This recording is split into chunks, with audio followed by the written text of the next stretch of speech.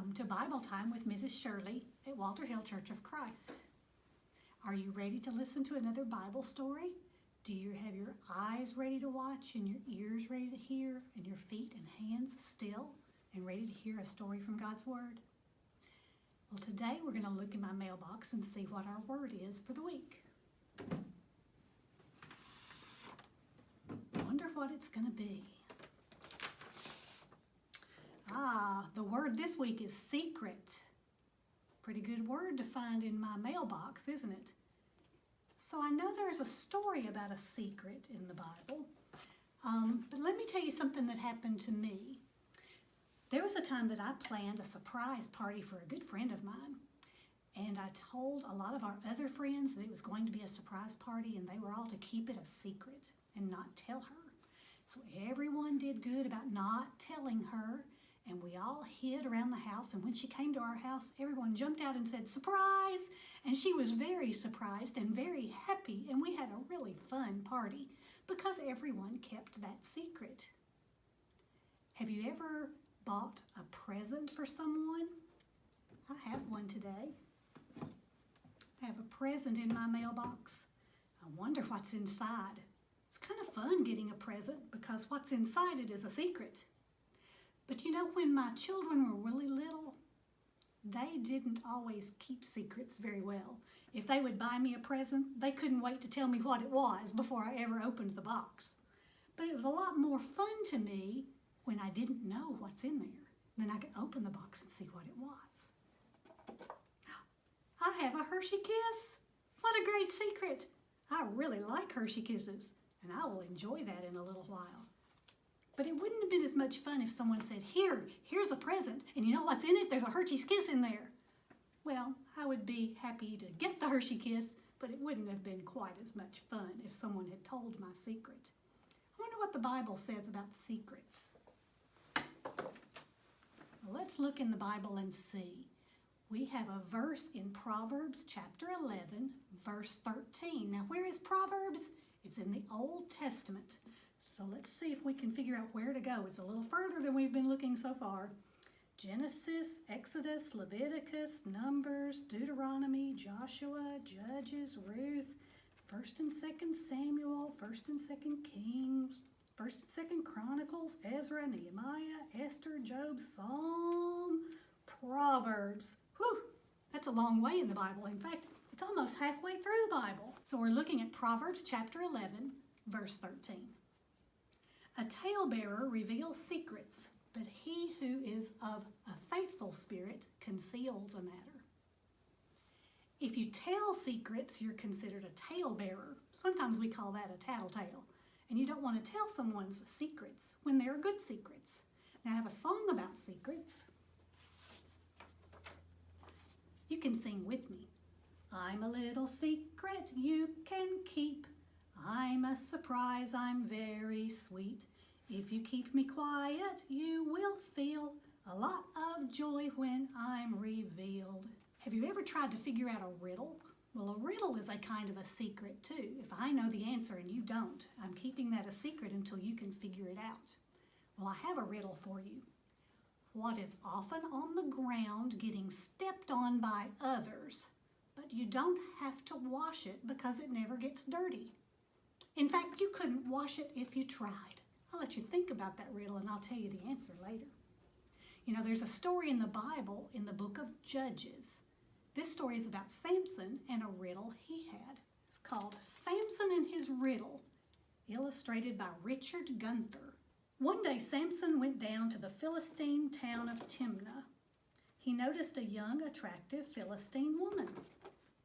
He went back home and told his father and mother, "There is a Philistine woman down at Timnah who caught my attention. Get her for me as my bride. I want to marry her." His father and mother protested. "Why do you have to go to those heathen Philistines to get a wife? Can't you find someone in your own clan among your own people?" But Samson told his father, "She's the one I want to marry." His parents did not know that it was the Lord who was leading Samson to do this, for the Lord was looking to overcome the Philistines who were ruling over his people. So Samson went down to Timnah with his father and mother. As he was going through the vineyards there, he heard a young lion roaring. Suddenly, the power of the Lord made Samson very strong. He tore the lion apart with his bare hands, but he did not tell his parents what he had done. Then he went on and talked to the young woman, and he liked her. A few days later, Samson went back to marry her. On the way, he left the road to look at the lion he had killed, and he was surprised to find a swarm of bees and some honey inside the dead lion. He scraped the honey out into his hands and ate it as he walked along. Then he went to his father and mother and gave them some. They ate it, but Samson did not tell them that he had taken the honey from the body of the lion. His father went to the woman's house, and Samson gave a banquet there. As was the custom, the Philistines sent 30 young men to stay with him. Samson said to them, "Let me tell you a riddle. I'll bet each one of you a piece of linen and a change of fine clothes that you can't tell me its meaning before the 7 days of the wedding feast are over." "Tell us your riddle," they said. "Let us hear it." Samson replied, "Out of the eater came something to eat. Out of the strong came something sweet." 3 days later, they still had not figured out what the riddle meant. On the 4th day, they said to Samson's wife, "Trick your husband into telling us what the riddle means. If you don't, we'll set fire to your father's house and burn you with it. You only invited us so you could rob us, didn't you?" So Samson's bride went to him in tears and said, "You don't love me, you just hate me. You told my friends a riddle and didn't tell me what it means." He said, "Look, I haven't even told my father and mother. Why should I tell you?" She cried about it for 7 days of the feast and kept nagging Samson to explain the riddle. On the 7th day, Samson gave in and told her. She immediately told the Philistines, and the 30 men of the city went to Samson with the answer to his riddle. "What could be sweeter than honey? What could be stronger than a lion?" they said gleefully. Samson was furious. "If you had not been told this by my wife, you never would have come up with the answer." Now he owed them 30 outfits of fine clothes. Suddenly the power of the Lord made him strong, and he went down to the Philistine city of Ashkelon, where he killed 30 men and took their clothes and gave them to the men who had solved the riddle. After that, Samson went back home, still angry what had happened. His wife was given to the man who had been his best man at the wedding. This story came from the book of Judges in the Bible. Do you remember Samson's riddle? Samson's bride should have never told his riddle to his friends. She betrayed Samson by telling that secret. She should have trusted Samson that he would have protected her. She told them because she was afraid of what they were going to do, but Samson was strong and he would have protected her if she had trusted him. You know, sometimes secrets are not good to keep. Sometimes there are secrets that are hurtful. What if I told you I was going to go steal all of Elijah's bubble gum and I was going to hide it and never let him have it back, and you better not tell him? Now, is that a secret you should keep? No, because that would hurt Elijah's feelings, and you'd be taking something that wasn't his and knowing about it. That would be something you should tell someone else. Or what if you knew someone was going to be hurt or you were being hurt? That's not a secret that you keep either. Those are secrets you tell. There's a kind of secret that is bad. It is a sin or makes others sad. Do not keep it quiet, you should speak. This kind of secret do not keep. Samson's girlfriend should have told Samson, but she didn't.